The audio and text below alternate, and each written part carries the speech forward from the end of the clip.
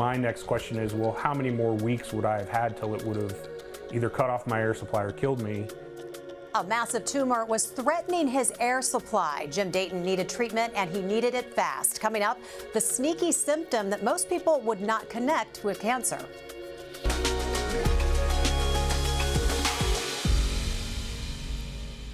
Good morning, I'm Jessica Lovell, and welcome to the Morning Medical Update. Jim Dayton remembers having a cold and a stuffy nose that just wouldn't go away.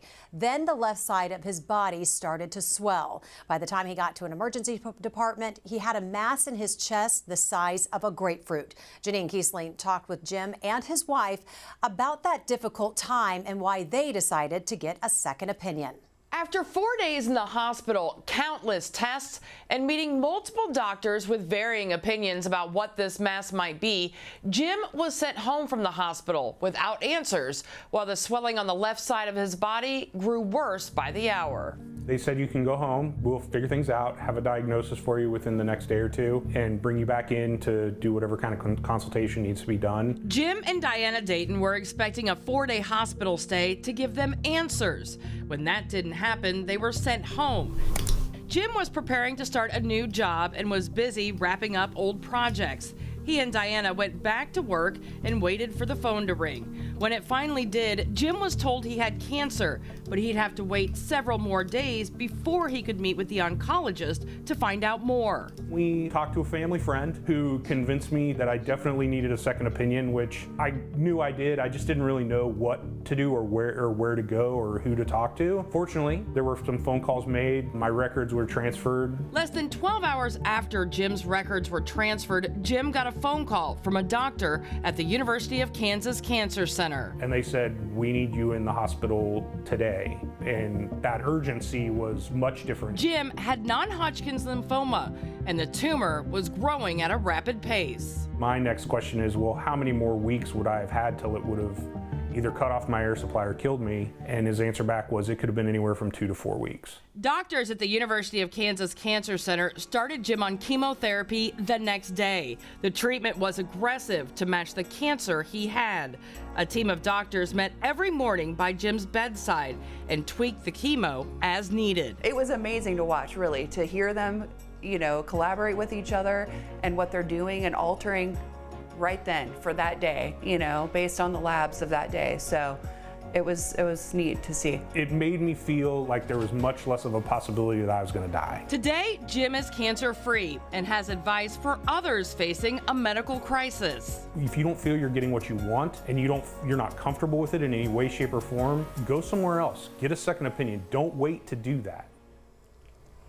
And Jim Dayton joins us here in studio alongside Dr. Joseph McGurk. He is the Director of Hematologic Malignancies and Cellular Therapeutics and the Medical Director of Blood and Marrow Transplant here at the University of Kansas Health System. Always good to see you. Good to see you, Jess. Yes, yes. And I know that you did not actually, your team, of course, treated Jim. What did you heard a little bit about his case? What did you heard from your team about Jim? We have 2 conferences a week where we talk about patients like Jim with that type of tumor specifically. It's a team. Dr. Toon is a primary oncologist, but a number of us, usually about 8 to 10 of us, join in that team and talk about all of our upcoming patients. So I remember the conversations that we had about Jim and his presentation, and the team was let's get the show on the road here. Right. It's like Command Central. You guys are in this big room and really diving into it. What was it like knowing that you had all these hands on deck with your case? It was great. I didn't really expect that, but the urgency around it and knowing that there were so many people there to help me with my care, that was really amazing. Yeah, someone's got the answer in that room. So, Jim, let's go back. We're going to go back to 2021 when you had what sounded like a typical cold. Many of us have those. Easy to brush off. What symptoms were you feeling? Well, just typical congestion, runny nose, a little bit of fatigue, and I just honestly thought it was a cold. Didn't think it was any big deal until it just didn't go away. The congestion just stuck around. So then the swelling starts to happen. Tell us like how that progressed. What were you feeling? So I just started getting some swelling in my left hand, and then it went to my right hand. Both of my hands just started getting bigger and bigger and hard to kind of use. It progressed up through my neck and into my head and into my chest. It was bad enough that since everybody was kind of working from home at that point, the people I was working with were like, "You don't look great. You look like you're swollen and you look like you're not feeling well." And I said, I just have this cold that's hanging on and a lot of congestion. What was your wife saying?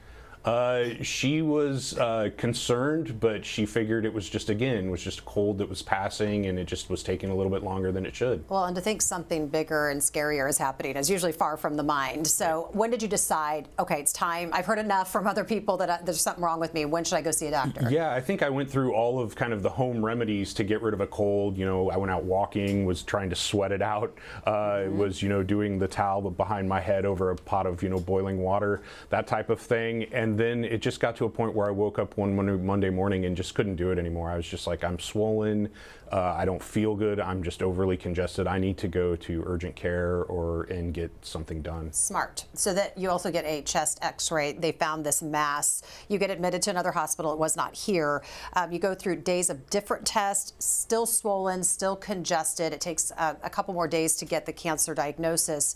Dr. McGurk, just curious, is it sometimes difficult to diagnose non-Hodgkin's lymphoma? Does it usually take that long, or tell us a little bit about? It certainly can be difficult to diagnose at times.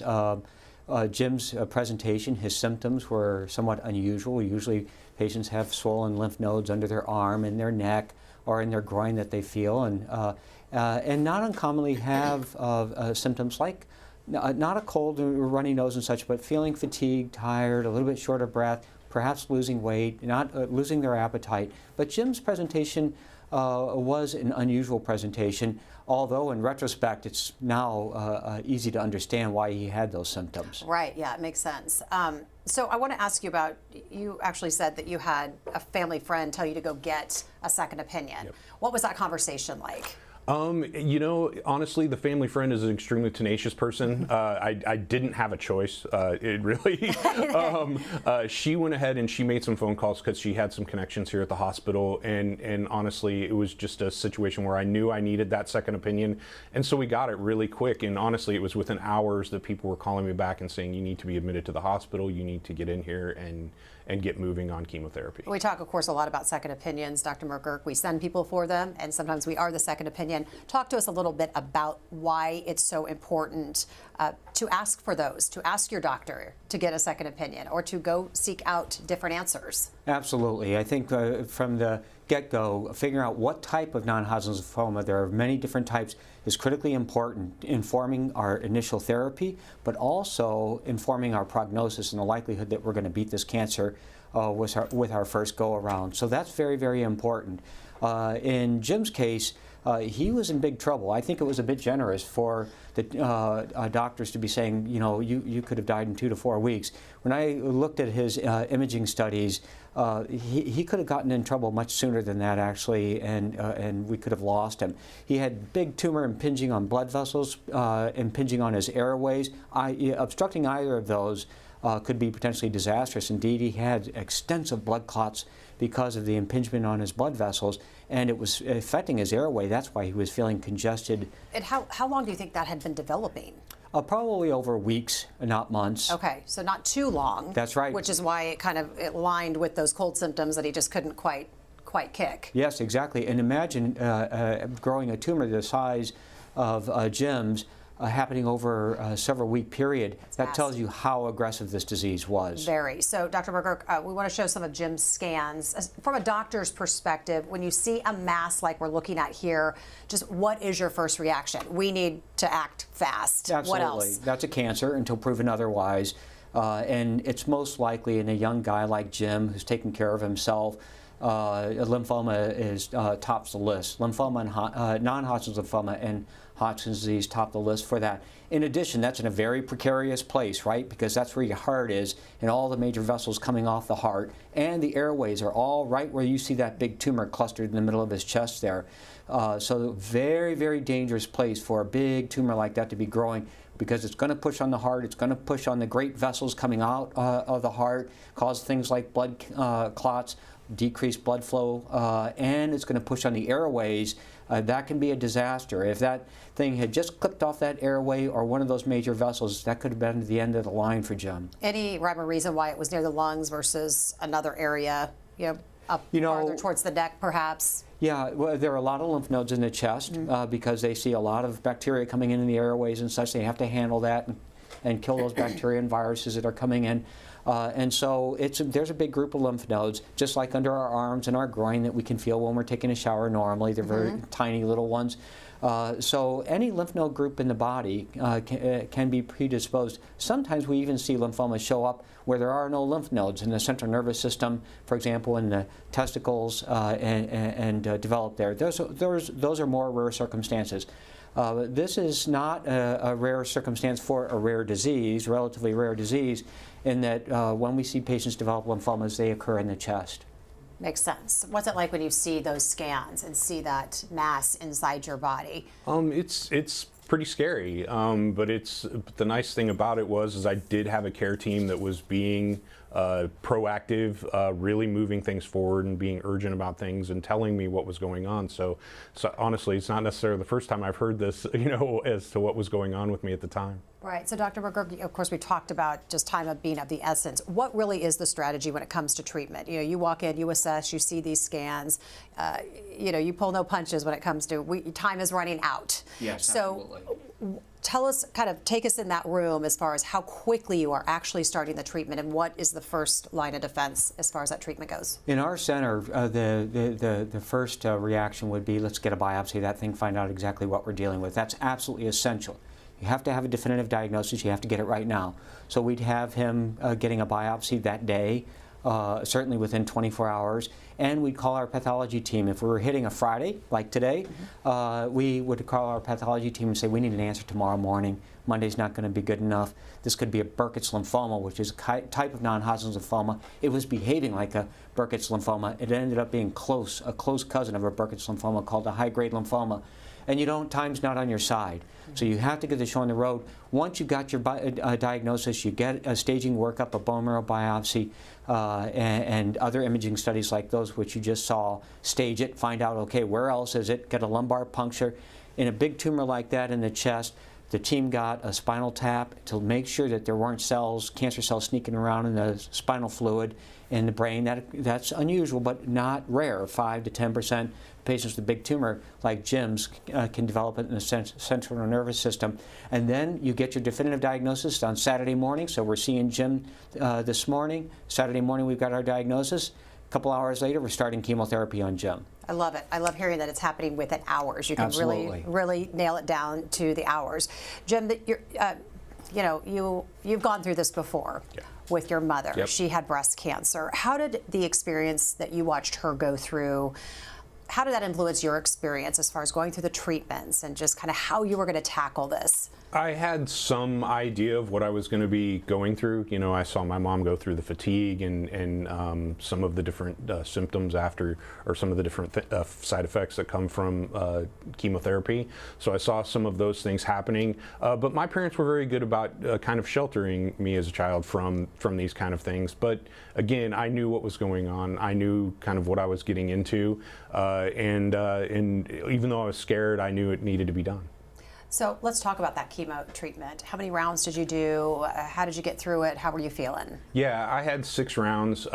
It was a new experience, obviously, so I didn't really know what to expect. The first round, I started to feel some fatigue and things like that, but by the 3rd round, I had mouth sores. I'd lost my hair. I was not feeling my best. I couldn't really be around people, things to that extent. But I really just wanted to spend most of my time in bed. But again, I had to work, I had to do some other things. And I think getting up and moving around and kind of pushing my way through it really got me through it. Dr. McGurk, is that advice for some people if you could push through it? Or do you lay in bed and let it do its work? Or is it good to get up and get going if you can? It's good to get up and get going and stay active and eat well even when you don't have an appetite. Nutrition is medicine. And so being out of bed, being active is greatly encouraged. You mentioned chemo in the spine. Yes. When do we do that? Maybe that's just new for me. It might be new for some of our viewers that you would put chemo directly into the spine? We do. We put chemotherapy directly into the spine, into the spinal cord, and there's a fluid called cerebrospinal fluid. It circulates through the spinal cord up around the brain. There's a whole circulatory system there as well, so the chemotherapy goes throughout the central nervous system and kills any cancer cells that are there. So if we have a high suspicion, or certainly if we have documented involvement in the central nervous system, then we give a chemotherapy directly to the central nervous system. What uniquely stands out with Jim's case? When you were reading over the scans and looking at his case from your partners, what really stood out about his treatment and just how he responded? The two major issues that stand out for Jim are the great danger he was in. He has a highly curable cancer, but he could have been lost in days. I think 2 to 4 weeks, as I mentioned, I think is a bit generous. The other standout is that this looked like it was a Burkitt's lymphoma, which is the most rapidly growing cancer in human biology. It'll double in size in front of you. 24, 48 hours can make a huge difference for those patients. And that was a suspicion. It ended up not being that, and it ended up being a high-grade lymphoma, which is a close cousin to Burkitt's, but not quite as rapidly growing. Survivable? Absolutely. Both are highly curable and survivable, but you got to be on your game. Got to be on your game. 2 years after treatment, how are you doing, Jim? I'm doing well. I feel really good.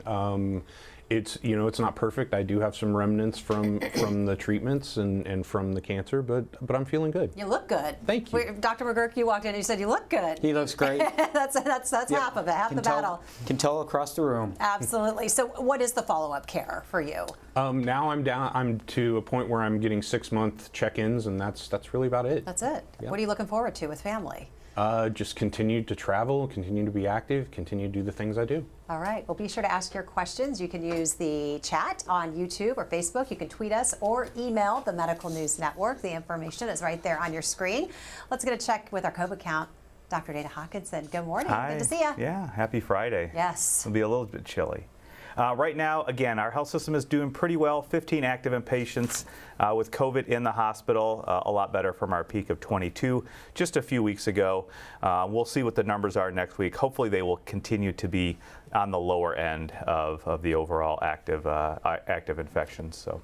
All right, so Huck, you saw, you brought this up. This is a published journal in the journal Nature asking people to reflect on the COVID-19 pandemic, and no big surprise, people had some polarizing thoughts and memories. Yeah. How did they design this study, and what are they trying to get from that? So this was a study, it was done in Europe. It looked at people in their attitudes. They had questionnaires in 2020 and then later again in 2021 and 22. So they asked them how they felt about certain things in society and with the pandemic, etc. And then now they have gone back and saw those same people and asked them not only their thoughts and feelings of the pandemic, but what they remember that their thoughts and feelings were. And so what they were able to find was that some of their societal or political views, i.e. Vaccinated versus unvaccinated, how the government handled it, how the scientists and medical community handled it, were determined by their actual political views on if they were vaccinated or unvaccinated. And so I think this is really interesting, not only of people's views, but also how we recall our views. And I think what the authors posit is that moving forward, those types of recollections of how certain instances were, i.e. in particular for the pandemic, will have motivations and influences moving forward for any other emergencies. Heaven forbid something like this should happen again in our lifetime, but that will have broad-ranging implications moving forward for different things such as mask mandates, vaccine mandates, just overall, shutdowns or whatever, especially our leaders may do. So I think it was pretty interesting. Very interesting, because we're coming upon, 4 years here in a few months. Yeah. So lots to think back on how we were feeling. So. Yeah, and I think a lot of us probably do think back to what it was like 2 or 3 years ago. and maybe our views of what we were thinking back then are changed. And that's what this study really showed, is it changed based on certain things such as political viewpoint or vaccination status as well. Interesting. Thanks for bringing that study to us, because that's an interesting way of looking at it. Yeah, it was traumatic for everybody, yeah, really, it was. in many different ways and in many different degrees. All right, let's get to some questions from our viewers, shall we? Reese wants to know, if lymphoma is a blood cancer, how does it create a tumor? Absolutely important question. So these blood cells are formed in the bone marrow, and they go out to the lymph nodes, populate the lymph nodes to help protect us from infection. And our immune system has to be rapidly responsive to infection. So cells grow very quickly. Sometimes that the drivers behind that cell growth, the genes, the chromosomes, become damaged, and they cause the cells to keep growing and proliferating when they're not supposed to, and move into places that they're not supposed to be, like the central nervous system. And so it's unchecked growth of cells that are genetically damaged, usually acquired in life and not something we're born with, although that does occur. Yen wants to know, why were there symptoms of the stuffy nose with non-Hodgkin's lymphoma? What are the differences between non-Hodgkin's lymphoma and a traditional nasal type of cancer as far as like clinical symptoms? Well, Jim didn't have cancer in his nasal passages, but he did have it impinging on his airways. When you irritate the airways, you breathe pollen or dust and such, there's a response to make a lot of mucus and have that carried out of your system. You blow your nose or cough it up, right? And so Jim didn't have bacteria in his airways. He had a big tumor pressing on it. And so that was causing him to feel congested, and the production of a lot of mucus to try to move something that wasn't there out. There was no bacterial infection. It was all the tumor impinging on his airways. Unusual presentation, but can be understood now in retrospect. So on that note, Emily wants to know, Jim, if you feel any extra concern now when you have a stuffy nose or start to feel some of those symptoms that you felt back then. Right, I do actually. Anytime I have symptoms of anything, I kind of feel a little bit more uneasy, and I probably won't wait as long to go see a doctor. Does that make sense, Dr. McGurk? I mean, is he being overly cautious, or if he starts to have those symptoms, is it reasonable to think that it could have returned? Absolutely. Okay. So, you know, Jim's a couple of years out now. God willing and statistically likely, this isn't coming back. Good. But it's not 100%. Jim knows that already. And so if he starts getting similar symptoms immediately, he's going to contact our team. Kay wants to know, why are lymphomas divided into Hodgkin's and non-Hodgkin's? Explain what that means. You know, they both occur in same cell population called B cells, with the exception of a different category of non-Hodgkin's lymphoma called T cells. And there are whole varieties of how these lymphomas develop. Do they develop very early in the bone marrow, and that's not a lymphoma, it's acute lymphoblastic leukemia? Do they get out to the lymph node and develop? And how far along in their maturation? All that drives the kind of lymphoma patients get. And so Hodgkin's disease, also highly curable, even more so than non-Hodgkin's lymphomas that are B-cell in origin like Jim's. Both are highly treatable. Hodgkin's disease, very highly curable, 80% plus. And Jim's type, diffuse large B-cell lymphoma, about 60% are cured with initial chemotherapy. 40% won't go into remission, or they'll go into remission and subsequently relapse. And we still have curative therapy for those patients in the form of CAR T-cell therapies or stem cell transplantation, but we don't want to get to that place. Okay, question from Lindsay. Is there a good way to ask for a second opinion? Absolutely. First and foremost, I send patients around the nation out to the National Institute of Health, to my colleagues at Stanford and Sloan Kettering at times. They send patients to our center, as you know. So we physicians, our job is to figure out what is in Jim's best interest. And if that's here, let's get it going, and, as I described earlier. If that's not here and Jim has some very rare situation, I've got a colleague out in Maryland at NIH, or somebody at Stanford I know of a new clinical trial. I'm getting him on a plane and sending him out to them. And they do the same and send patients to KU for such therapy. Our job is not to think about our own egos. Our job is to think about Jim's well-being, beating his cancer, getting him back to his family. And we've had that. I think we've had phone calls, you know, off hours. And I've talked to people on your team who've said, I think that the treatment that person is getting, and where they are out of state, they can stay put. They've got the right care That's there, correct. and the path of treatment is they're on the right track. That's exactly so that's right. good. That's good to know. I love that. Drop the ego. Kim actually made a comment that she's been diagnosed. She had been diagnosed in 2017 with large B-cell non-Hodgkin's lymphoma. She said, "Thank God to the cancer center and the health system here because they saved her life." So just want to give a shout out to Kim, and just glad you are doing well. Jeremy has a question. Is non-Hodgkin's lymphoma a single cancer type? You may have already said this, or is it like a category of cancer types? Therefore, the treatment can vary greatly between person to person. Absolutely, it's the latter. It's a category of many different types of tumors, and understanding exactly what type it is drives the treatment, and it can be very, very different for different types, and drives the prognosis and likelihood of cure and likelihood of relapse. We're going to wrap up the program today. Dr. McGurk, what's the big takeaway from this particular conversation in Jim's case? Educate yourself, listen to your friends who are giving you good advice about going to an NCI-designated cancer center like ours, where we have state-of-the-art therapies, but also clinical trials that can push that ball down the field. 60% cure up front isn't good enough. And so how do we make it better in the context of clinical trials? We make it better. Never be shy about asking for a second opinion. And if your physician has an issue with that, your physician has an issue. Yeah, you're in the wrong spot. That's right. All right. Always good to have you, Dr. McGurk. Jim, what do you want people to take away from your story? Just go out and get that second opinion if you need it, or if you feel like you need it. If you feel like you're not getting the care you need, or you're not getting what you want, go out and get that second opinion. Thank you so much for sharing your story today. Always good to see you all. All right, thanks to all of our guests and all of our viewers for being with us today. We'll see you back here on Monday. Coming up Monday on the Morning Medical Update, lung cancer experts have new tests and treatments at their fingertips. But by the time most patients show symptoms, it could be too late for most treatments. I'm Jessica Lovell on the next Morning Medical Update, the best way to catch lung cancer early and the growing options to treat it. Plus, the first change in screening guidelines this decade. Monday at 8. Subscribe to our Morning Medical Update and Open Mics with Dr. Stites podcast. Now, everywhere podcasts are available.